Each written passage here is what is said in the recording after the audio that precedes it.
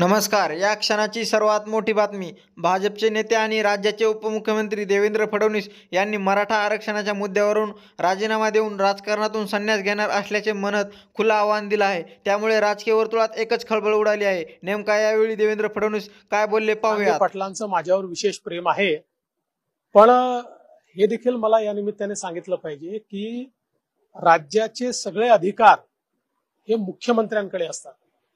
इतर सगळे मंत्री मुख्यमंत्र्यांनी दिलेल्या अधिकारांवर त्या ठिकाणी काम करत असतात. आणि मी तर त्याच्या पुढे जाऊन म्हणेन, कारण शिंदे साहेब आणि मी एकत्रितपणे काम करतो. शिंदे साहेबांना पूर्ण पाठिंबा आणि पाठबळ माझं आहे.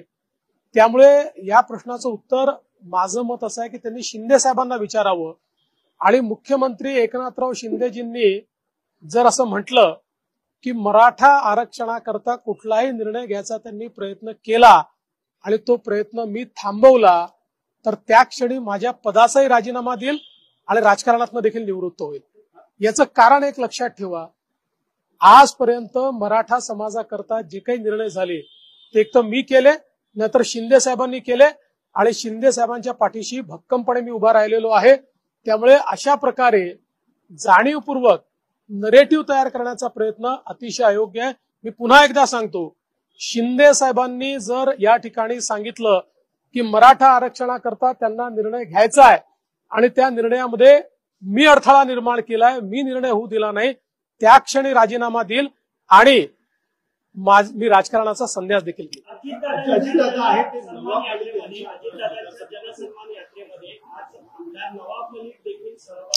या संदर्भातली माझी भूमिका यापूर्वीच मी स्पष्ट केलेली आहे. असं म्हटलंय की भाजपला जर राक्षसी महत्वाकांक्षा असेल तर युती तोडावी, तुम्ही तुमचं लढा आणि आमचं. मी पुन्हा एकदा सांगतो, असं वारंवार रामदासभाई टोकाचं बोलतात, त्यांनी आमची मनं देखील दुखावली जातात.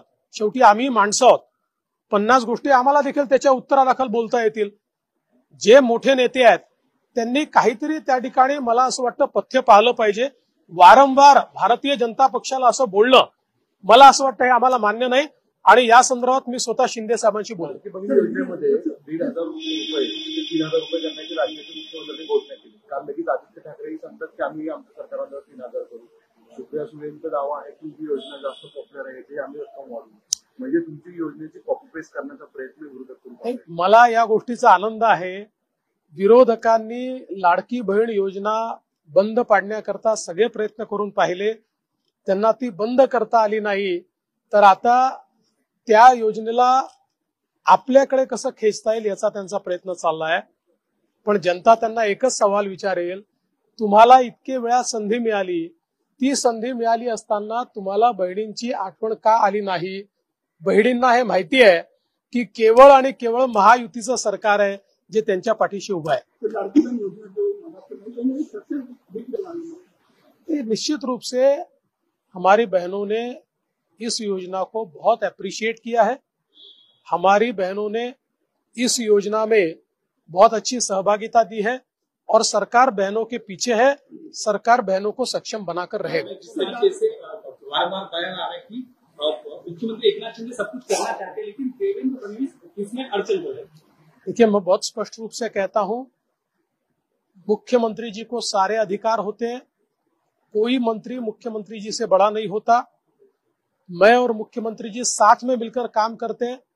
मैं पूरी ताकत से उनके साथ में खड़ा हूं और जहां तक इन आरोपों का सवाल है, मैं तो श्री जरांगे पाटिल इनको कहूंगा, वे स्वयं ही मुख्यमंत्री जी से इस सवाल को पूछे. अगर मुख्यमंत्री जी ये कहते कि उनको मराठा समाज के लिए कोई निर्णय लेना था और उसमें मैंने अड़ंगा लाया, उसी समय अपने पद का भी इस्तीफा दूंगा और राजनीति से भी मैं अपनी रिटायरमेंट घोषित करूंगा. इस प्रकार से झूठी बातें फैलाने में कोई मतलब नहीं है. लगातार मराठा समाज के लिए अगर किसी ने निर्णय लिया है तो या तो मुख्यमंत्री के तौर पर मैंने लिया है या फिर शिंदे जी ने लिया है और शिंदे जी के हर निर्णय में मैं उनके साथ में हूँ. नागपुरातील एका गुंडासोबत एका मोर्चासोबत अनिल देशमुख आणि संजय राऊतांचे फोटो आले. अनिल देशमुख आणि संजय राऊतांचे एका नागपूरमधील टोळीच्या प्रमुखासोबत फोटो आले.